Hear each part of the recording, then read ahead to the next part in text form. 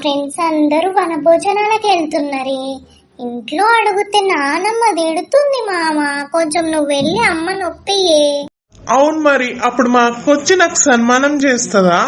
నిన్ను తిట్టిన దానికన్నా కుక్కని తిట్టినట్టు తిడుతుంది నన్ను. సరే నువ్వు అడగవు కదా, అడగకు అంతే. తిట్లు తినకు గాని నన్ను అన్నని నీ కార్ లో పిక్నిక్ కి తీసుకపో, అలా జూ పార్క్ కి తీసుకపో, ఏదైనా హోటల్ కి తీసుకపోయి బిర్యానీ తినిపి, మనం అడిగినవన్నీ తినిపి చాలు. ఆహా, విధాడిందిరా నీతో నీ వింత నాటకం. నమస్తే మేడం, ఇది రిక్వెస్టా లేకపోతే ఆర్డరా లేకపోతే వార్నింగా? ఏమనుకోవాలి? నీకు నచ్చింది అనుకో, నాకేంది. అయిందా? బాగైందా? ప్రతిదానికి ఓవర్ ఎక్స్ప్రెషన్. కోపమా నా పైన? ఆపవా ఇకనైనా? అది ముందే ప్రభాస్ సాంగ్ ని బర్రె గొంతేసుకొని ఆ పాటని కూని చెయ్యకు మామ.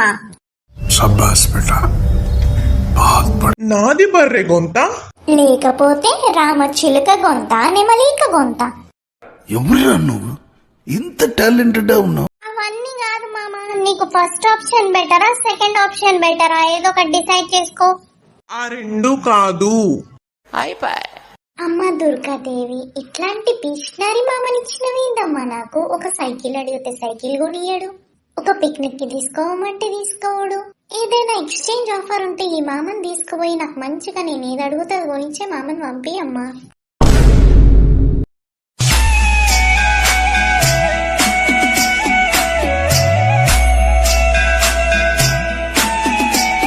అమ్మా చిన్ని, నువ్వేదడిగితే అది కొనిచ్చే మేనమామ నీకు కావాలంటే నువ్వు మరో జన్మ వరకు ఎదురు చూడాలే తప్ప రిటర్న్ ఆప్షన్లు, ఎక్స్చేంజ్ ఆప్షన్లు ఇక్కడుండవు తల్లి.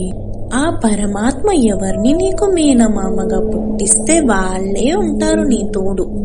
ఈ జన్మకి నువ్వు ఈ మేనమామని భరించక తప్పదు తల్లి.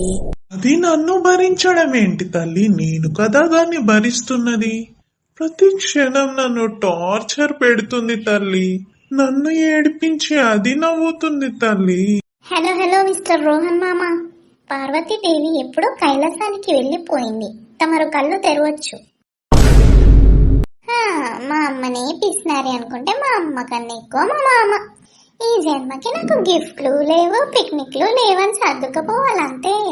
ఎంతసేపు బ్రతిమలాడినా లాభం లేనప్పుడు ఇంకెందుకు బ్రతిమలాడడం? Time waste. ఈ జన్మకి చాలు, నేను పోతాను, నాకు ఇది వద్దు.